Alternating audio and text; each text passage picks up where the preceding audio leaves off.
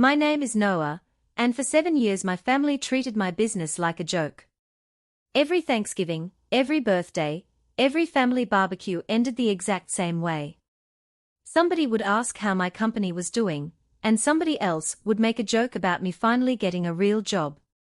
Most of the time, it was my brother Tyler. Sometimes it was my dad. A few times it was both of them. After a while, I stopped defending myself. It wasn't worth the argument. The funny thing is, none of them actually knew what my company did. They just knew it wasn't as big or flashy as the family construction business. Tyler drove a new truck every 2 years. I drove the same pickup I'd owned since college. Tyler posted photos of expensive vacations. I spent weekends working. To my family, the comparison was obvious. Tyler was successful. I was still figuring things out. At least, that's what they told people. Then one Tuesday morning, I got a call from a lawyer I'd never spoken to before. At first, I assumed it was spam. It wasn't. 10 minutes later, I learned something that completely changed the relationship between me and my family. A piece of land worth millions of dollars couldn't be sold, developed, or transferred without my signature. The weird part wasn't that my family needed my help. The weird part was that they had no idea they needed it. And when they finally found out, the same people who spent years laughing at my business suddenly couldn't stop calling me. Looking back, I think the first time I realized my family had already decided who I was supposed to be happened at a 4th of July barbecue when I was 26. My company was about 2 years old, and I was finally making enough money to pay myself something that resembled a real salary. Nothing impressive. Just enough to stop checking my bank account every time I bought groceries. We were all sitting in my parents' backyard eating burgers when my uncle asked what I was working on. Before I could answer, Tyler jumped in and said, "He's still doing the survey thing." Then he laughed and added, "Basically, he walks around fields with a tripod." Everybody chuckled. Even my dad smiled. I remember looking down at my plate and thinking that wasn't even remotely what I did. But correcting people never seemed to matter because they'd already made up their minds. So I shrugged, took another bite of my burger, and changed the subject. The weird thing was that my business was actually doing pretty well by then. Not the kind of success people brag about online, but real success. The boring kind built on showing up early, answering calls, and doing quality work. Most of my clients came from referrals. One contractor told another contractor. One developer recommended me to another developer. Every year was a little better than the year before, but nobody in my family seemed interested in hearing about any of that. Over the next few years, family gatherings became predictable. Tyler would talk about new developments, commercial projects, and expansion plans, and everyone listened like he was delivering a keynote speech. Then somebody would ask how my business was doing. I'd answer. The conversation would immediately move on. It sounds petty, but after a while you start noticing things like that. You notice who gets celebrated and who gets tolerated. You notice whose achievements become family stories and whose achievements barely get mentioned. Eventually, you stop expecting anything different. Around that time, I started working with a retired surveyor named Frank. Frank had forgotten more about land records than most people would ever learn. We spent hundreds of hours reviewing maps, deeds, easements, and county archives. One afternoon, while helping a client untangle a property dispute, Frank said something that stuck with me. He looked up from a stack of documents and said, "Most people think land is simple. It isn't. The people who own land have power. The people who understand land have even more." At the time, I nodded and went back to work. Years later, I realized it was probably the most valuable lesson anyone had ever given me. By the time I turned 32, I had a small but successful company. Nothing flashy. No giant office. No luxury lifestyle. Just a handful of employees, steady clients, and a reputation for doing good work. Honestly, I was happy. That seemed to confuse my family more than anything. They kept waiting for me to fail. They kept waiting for me to get tired and come work for Tyler. They kept waiting for me to admit they were right all along. It never happened. Then came the East Ridge Development Project. Everybody in town was talking about it. A massive piece of land on the edge of town was being prepared for commercial development.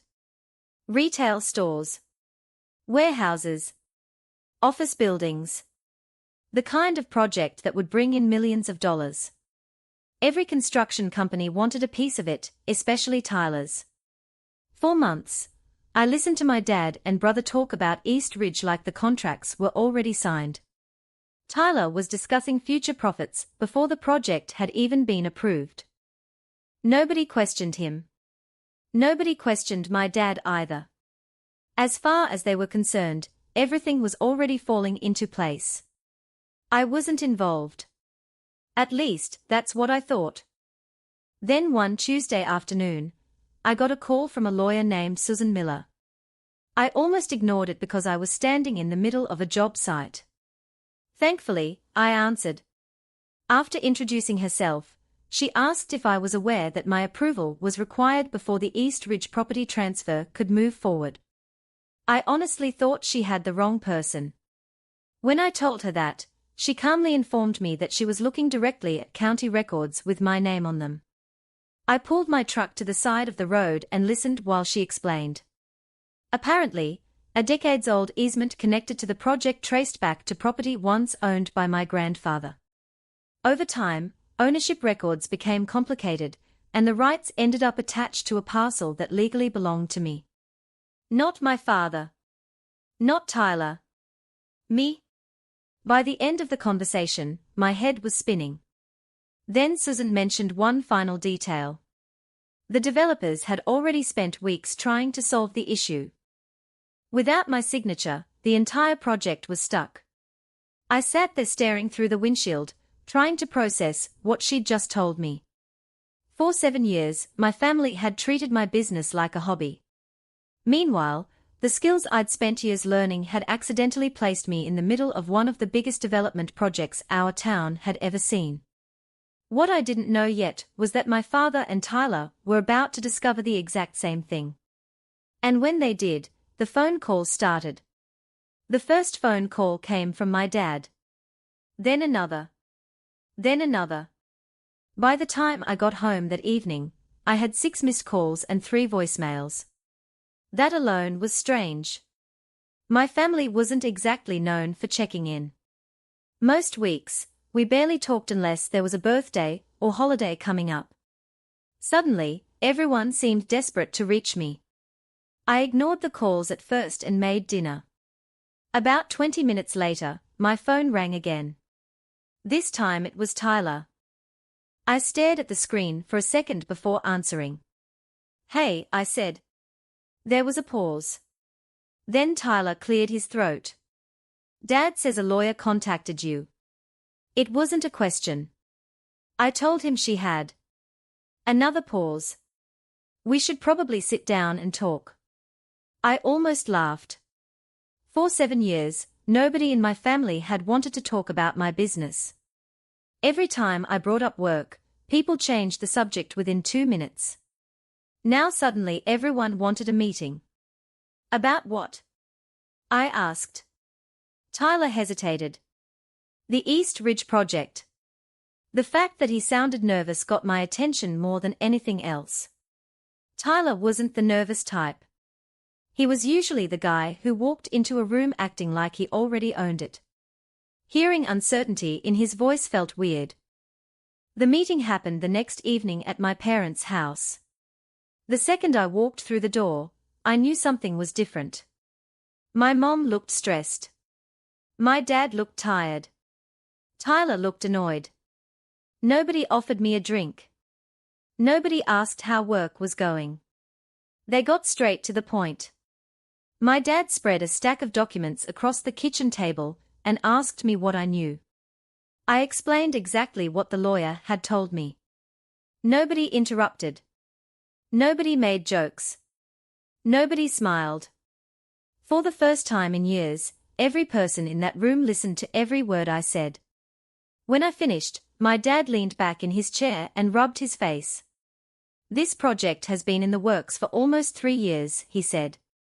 "Do you have any idea how much money is involved?" I told him I didn't. Tyler answered for me. "Millions." The room went quiet again.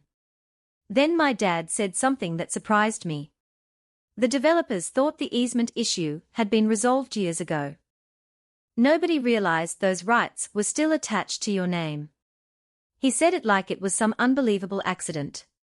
The funny thing was, it wasn't an accident at all. It was paperwork. The exact kind of paperwork everyone had spent years making fun of me for understanding. That's when Tyler changed his approach. Up until that moment, he'd sounded frustrated. Suddenly, he sounded friendly. Too friendly. "Look," he said, leaning forward, "we can figure this out. Everybody wins. The project moves forward, everybody gets paid, and life goes on." Something about the way he said it immediately put me on guard. It wasn't a conversation. It was a sales pitch. The same brother who spent years calling my company a hobby was now acting like we were business partners. I asked what exactly he needed from me. Tyler exchanged a quick glance with my dad before answering. "We need you to sign the transfer paperwork." Just like that. No discussion. No explanation. No acknowledgement of the fact that they hadn't even known the rights belonged to me until 24 hours earlier. They just assumed I'd sign. The confidence in that assumption was honestly impressive. For a moment, nobody spoke. Then I asked a simple question. "Has anyone actually shown me the agreement?" The room went completely silent. Because the answer was no. Nobody had. They didn't expect me to review anything. They expected me to cooperate. And for the first time since that phone call from Susan Miller, I started realizing this situation might be a lot more complicated than my family wanted me to believe. I looked around the table and realized something that probably should have occurred to me sooner. Nobody was asking what I wanted. Nobody was asking whether the agreement was fair. They weren't even pretending to care about my opinion. In their minds, the outcome had already been decided. I was supposed to sign whatever was put in front of me and help make the problem disappear. The only issue was that for the first time in my life, I wasn't interested in playing the role they'd assigned me. "I'd like to see the documents first," I said. Tyler immediately sighed. Not dramatically, just enough to show he was annoyed.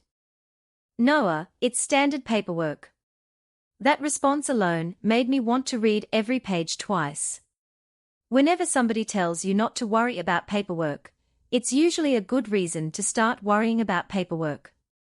My dad tried a different approach. "We are all family here," he said. "Nobody's trying to take advantage of you." I nodded slowly. Then nobody should have a problem with me having a lawyer review it. The room got quiet again. Not angry quiet. Uncomfortable quiet. The kind of silence people create when a conversation isn't going the way they expected. 2 days later, the documents arrived. I spent most of Saturday reading through them with Susan Miller and another attorney she recommended. The deeper we went, the more surprised I became. Not because the deal was illegal. It wasn't. But because of what wasn't being mentioned. The easement rights connected to my property weren't some minor technicality. They were critical. Without them, portions of the development couldn't be accessed the way planners intended. Roads would need redesigns. Permits could be delayed. Timelines could fall apart. In other words, my signature wasn't a formality. It was leverage. A lot of leverage. When Susan finished explaining everything, she looked at me and asked a question nobody in my family had asked. "What do you want?" I actually laughed because I didn't know how to answer. For years, I'd been so busy proving I didn't need anyone's approval that I'd never considered what I might want if I actually had negotiating power. Susan smiled and said something that stuck with me. Everybody else involved in this project is thinking about their interests. You're allowed to think about yours. The next family meeting happened the following week. This one felt very different. Tyler walked in expecting a signature. Instead, I showed up with notes. The second I started asking questions about compensation, project timelines, and future access rights, his expression changed. He wasn't expecting resistance. He definitely wasn't expecting preparation. "Where is all this coming from?" he asked. I almost laughed. For years, people assumed I spent my days walking around fields with a tripod. Nobody ever bothered learning what surveyors actually do. They certainly didn't realize I'd spent nearly a decade reading property records, negotiating land access agreements, and solving disputes that could cost people millions if handled incorrectly. Suddenly, all those years of being ignored became an advantage. While everyone else underestimated me, I had quietly become the most informed person in the room. My dad eventually interrupted and asked what exactly I wanted. I took a deep breath and told them. The room went silent almost immediately. Because for the first time in 7 years, I wasn't asking for approval. I wasn't asking for respect. I wasn't asking to be included.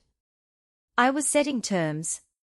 And judging by the look on Tyler's face, that was a conversation he never expected to have with me. Tyler stared at me for a few seconds like I'd started speaking a different language. Then he laughed. Not because anything was funny, but because that's what people do when they are caught off guard and don't know how else to react. "You're serious?"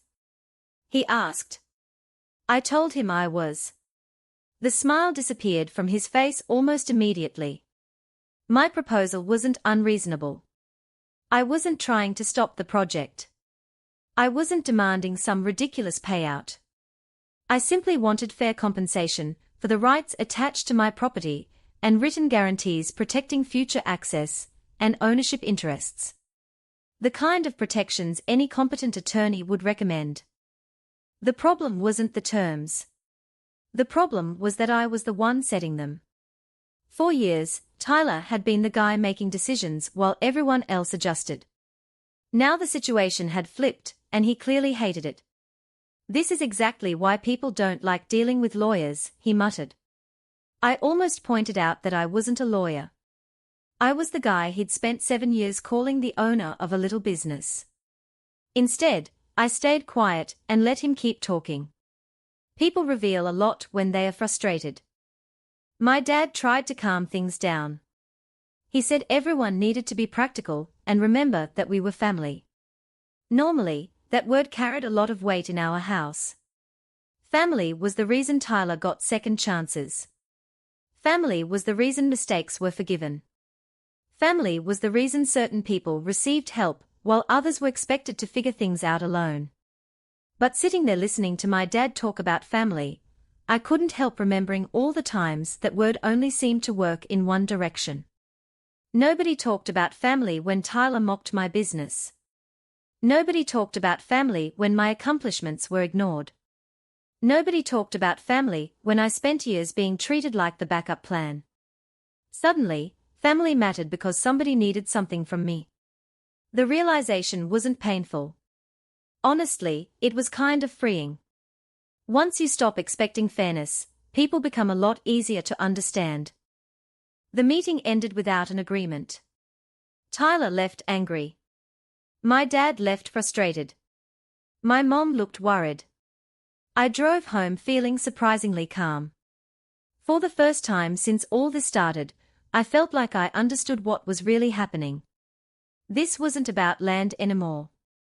It wasn't even about money. It was about expectations. My family had spent years assuming I'd always be the reasonable one. The easy one. The person who would quietly step aside to avoid conflict. What they couldn't understand was that I wasn't creating conflict. I was simply refusing to disappear from the conversation. A few days later, Susan called with an update. Apparently, several developers involved in East Ridge had reviewed my proposal and considered it completely reasonable. In fact, one of them was surprised it hadn't been offered from the beginning. That made me laugh. For weeks, I'd been treated like the obstacle. Meanwhile, the people actually funding the project thought I was being fair.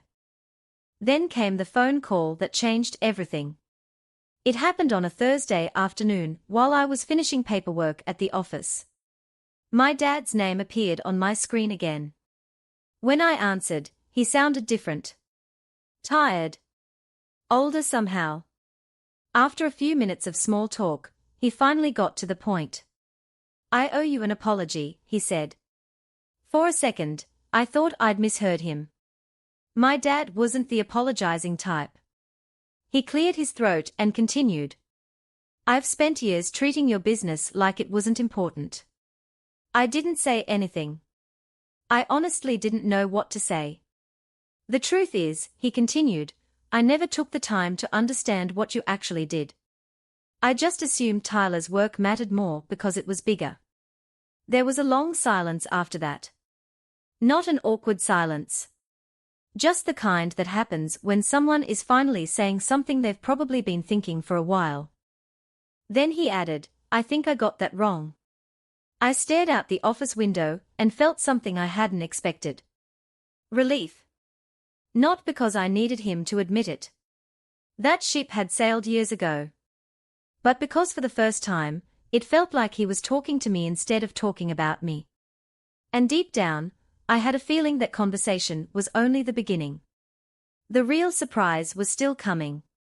The next surprise arrived a week later, and it came from the last person I expected. Tyler showed up at my office without calling first. That alone was unusual. My brother had spent most of his life acting like my work wasn't worth visiting.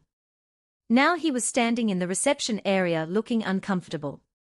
My assistant told me he was here, and honestly, my first thought was that something must be wrong. Tyler wasn't the kind of person who admitted he needed help. When I walked into the conference room, he was staring at a map hanging on the wall. The moment he saw me, he shoved his hands into his pockets and looked away. For a second, neither of us spoke. Then he said something I never thought I'd hear. "I think I've been kind of an ass." I actually laughed because it was probably the most honest thing he'd ever said. He laughed too, although he sounded more nervous than amused. Then he sat down and explained something that changed the way I looked at him. Apparently, for years, he'd felt pressure to become exactly what my dad wanted him to be. Bigger projects. Bigger contracts. Bigger risks. The construction company had grown fast, but not without problems. Loans. Deadlines. Employees. Investors. Every year brought more responsibility and more pressure. From the outside, it looked like success. On the inside, it felt like survival. "I used to make fun of your business because you looked happy," he admitted. And honestly, I didn't understand it. That caught me completely off guard.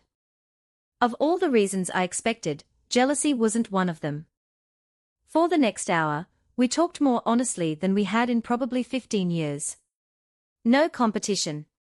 No family politics. No trying to impress each other.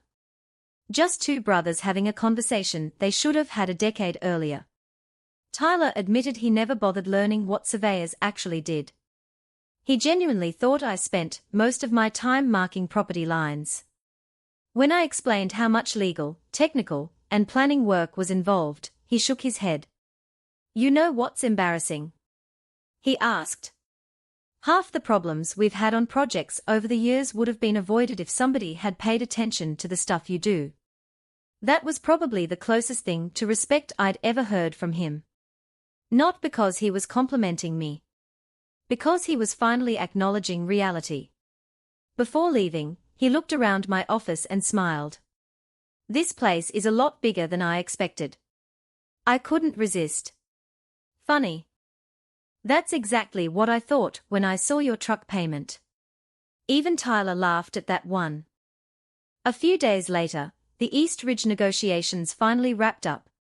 The developers accepted my terms almost immediately. Looking back, they probably would have accepted them weeks earlier if everyone had stopped treating me like a problem and started treating me like a stakeholder. The final agreement protected my rights, compensated me fairly, and allowed the project to move forward without delays. Everybody won. The funny thing is, once the deal was signed, I expected life to go back to normal. It didn't. Word got around surprisingly fast. Small towns are like that. Within a month, people who'd barely spoken to me for years suddenly knew exactly what I did for a living. Contractors started calling. Developers started asking for meetings. Even people I'd grown up with began reaching out. Some of it was annoying. Some of it was funny. But most of it taught me an important lesson. People don't always respect what they don't understand. And sometimes they don't bother understanding until they need it. About 6 months later, my family held another 4th of July barbecue. Same backyard.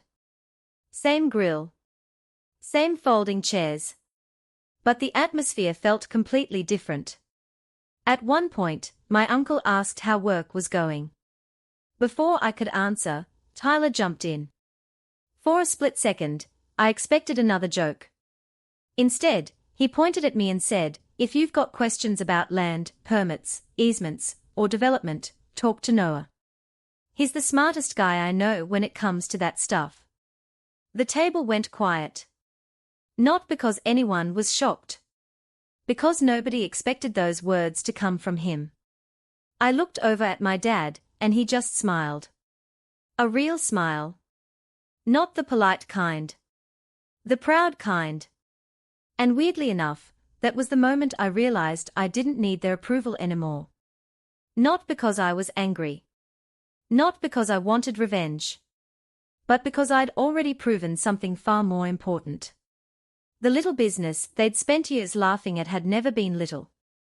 They just never bothered to look closely enough to see it. And in the end, the biggest thing I gained from East Ridge wasn't the money.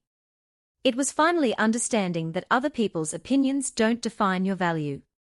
Sometimes the people closest to you are the last ones to see what you're capable of. The important part is making sure you don't start believing them before they do. I thought that was the end of the story.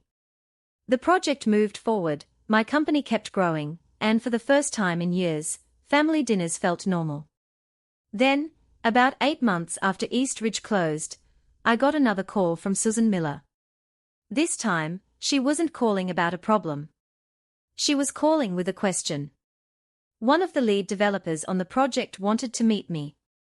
Apparently, during the negotiations, they had been impressed by how I handled the easement issue. Not because I fought them. Because I understood the details better than most of the people involved. To be honest, I almost turned the meeting down. I was busy, and I figured they were just being polite. Thankfully, I went. That one meeting turned into another. Then another. Before long, my company wasn't just surveying land anymore. We were consulting on development projects before construction even began. The same expertise my family spent years dismissing suddenly became one of the most valuable parts of my business. Looking back, it wasn't because I'd changed. It was because more people finally understood what I actually did. Around that same time, something unexpected happened with my dad. He started asking questions. Real questions.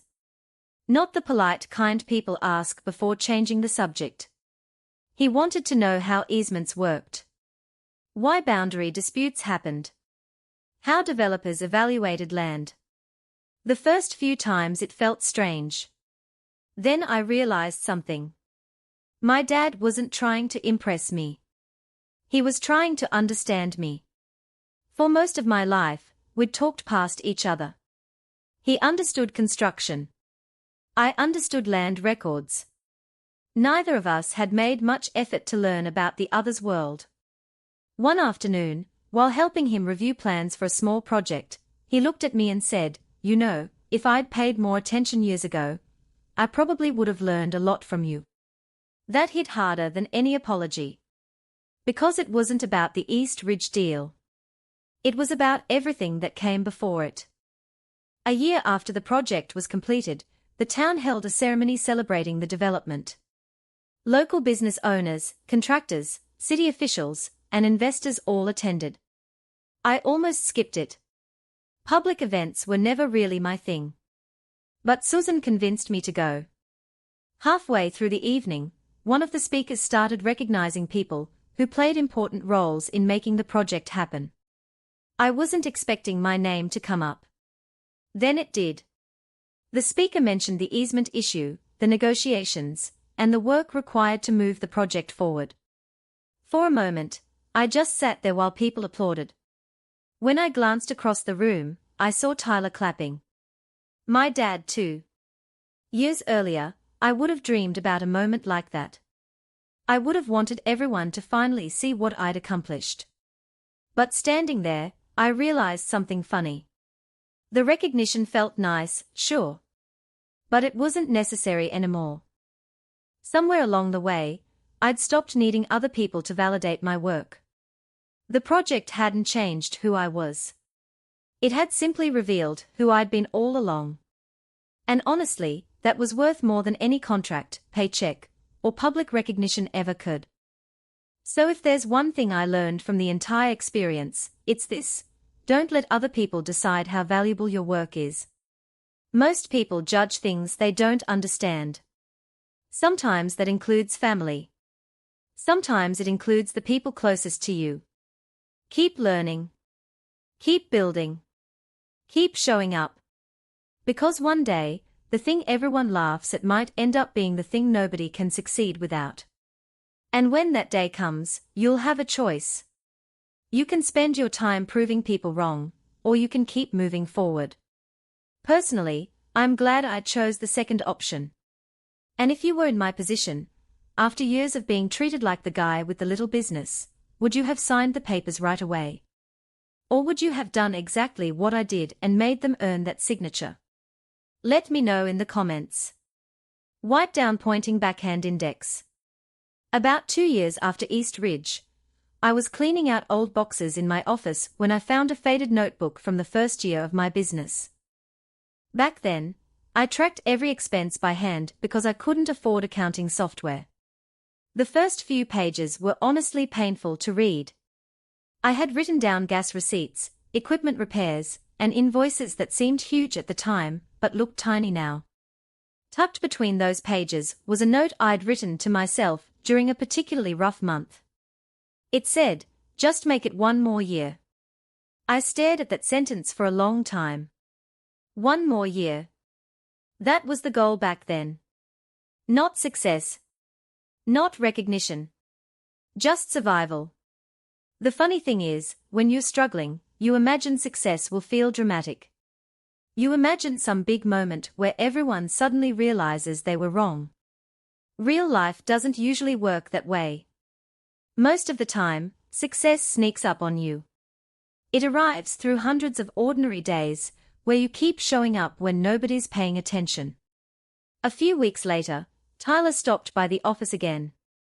This time it wasn't because of a project. He was dropping off lunch. We sat outside talking about work, family, and life. At one point he looked around the parking lot, which was now full of company vehicles, and shook his head.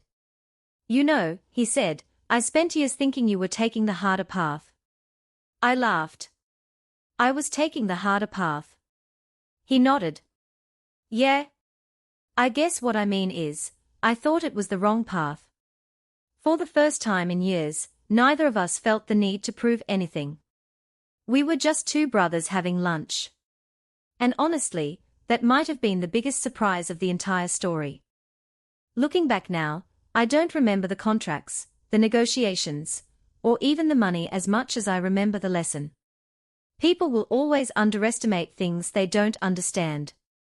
Sometimes they'll underestimate your work. Sometimes they'll underestimate your dreams. Sometimes they'll underestimate you. The mistake is believing them. Because the people laughing today don't get to decide what's possible tomorrow. If I'd listened to my family, I would have quit years earlier. I would have walked away from something I loved because it didn't look impressive enough. Instead, I kept going. Not because I knew I'd succeed, but because I liked the work. And in the end, that's what made all the difference. The little business everyone laughed at became the business that changed my life. Not overnight. Not through luck. Just one day at a time.